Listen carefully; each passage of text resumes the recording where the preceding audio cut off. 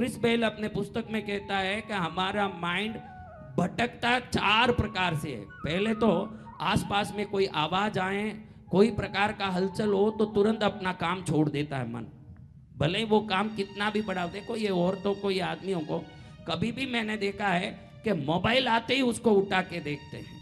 उनको पता है कि इस मोबाइल से अभी सत्संग में भगवती की कृपा प्राप्त करने से भी बड़ा कोई मैसेज आने वाला नहीं है, बड़ा कोई संदेश आने वाला नहीं है। फिर भी उसको क्यों उठाता है? उसका मन उसको यूं भटकाता है। क्या आएगा? घर से बेटा पूछेगा ठीक हो गए, कोई पूछेंगे सही हो कि कैसा चल रहा क्या है। वो आप रात में अपने कमरे में जाने के बाद भी उनसे बात करके ये सब कर सकते हैं। हम जहां बैठे हैं वहां के महत्व को समझ के उसमें लीन भी हो जाएं तो आधी सिद्धि तो उसी में आ जाती है। हम भटकते रहते हैं, इसको देखना, उसको देखना, उसको करना, इसको करना। तो क्रिस बेल कहता है अपने पुस्तक में, हाइपर माइंड, पुस्तक का नाम है हाइपर माइंड। अपना माइंड हाइपर है। क्या है? हाइपर। हाँ, हाइपर माइंड। हाइपर माइंड क्या करता है? 40-40 सेकंड में भटकता है। क्या करता है? पहले हलचल कुछ भी हो जाए तो वो हलचल क्या हुआ उसको देखता है, ये फर्स्ट स्टेप। फिर उस हलचल में लगने लगता है, ये सेकंड स्टेप। थर्ड स्टेप में पछताता है कि मैं उधर क्यों गया, मेरा काम तो मेरा अपना काम था, उसको क्यों छोड़ा, ये सोचना थर्ड स्टेप। फोर्थ स्टेप में वापस आप लौटने की कोशिश करता है, पुनः वापस हलचल होता है, वापस उधर देखता है, उसमें घुसता है, वापस पश्चाताप करता है। पूरा जीवन यही करता है। इसी का नाम हाइपर माइंड है। क्या है?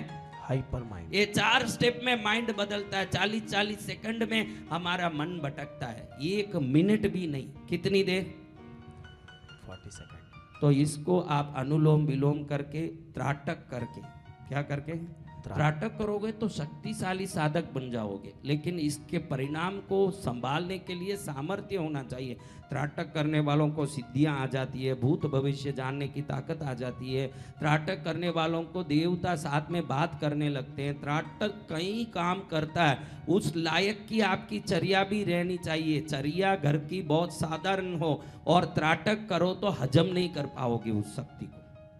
त्राटक के लिए हमको बहुत शुद्धि, जीवन श्रेष्ठता।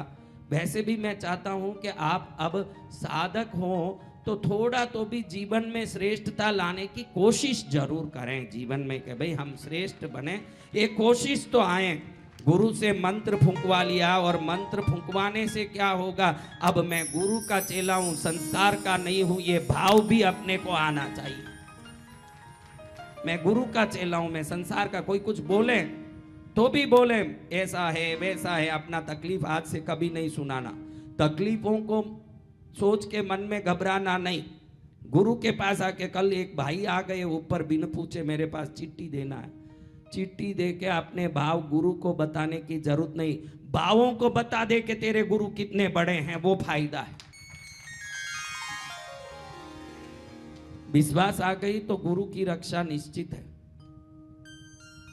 अपने नायाब बीमारी वाले को बोल दिया ना मैंने, बेटा हलवा खा, पूड़ी खा, कुछ भी खा, अगर तेरे को वॉमिट आ गया तो मैं साधुपना छोड़ दूंगा। और क्या बढ़िया बोल सकते, बोलिए।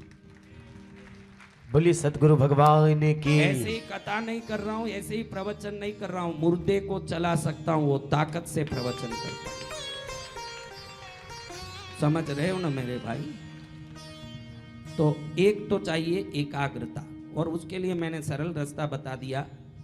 जाप करते समय कोशिश करो कि सीधे रहो, झुकना नहीं।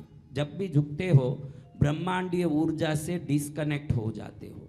जब भी सीधा बैठते हो आप ऊर्जा का एंटेना कनेक्शन में आ जाते हो। जब भी रीढ़ की हड्डी सीधी होती है ब्रह्मांडीय ऊर्जा सीधा आप में घुसता है और आप पूर्ण साधना के तेज से जुड़े रहते हो।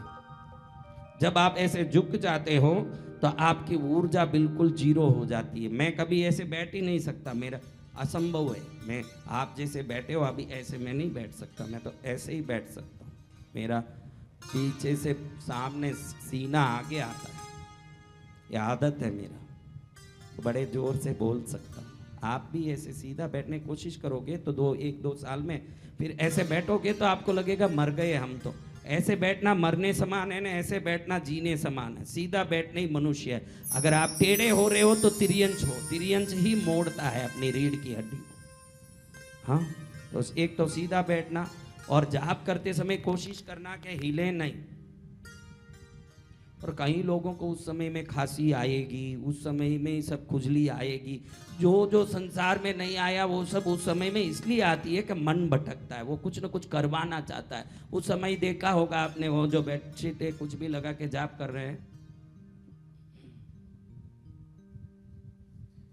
सब करेंगे, क्योंकि ये सब उसी समय आता है। मन नहीं चाहता है कि आप जाप करो, मन नहीं चाहता। मन को लगे कि ये पूरी तरह साधना में सिद्धि पालेगा तो मेरी जगह ही नहीं रहेगी इसके जीवन में, क्योंकि फिर मन नहीं रहता, मन टिक नहीं सकता।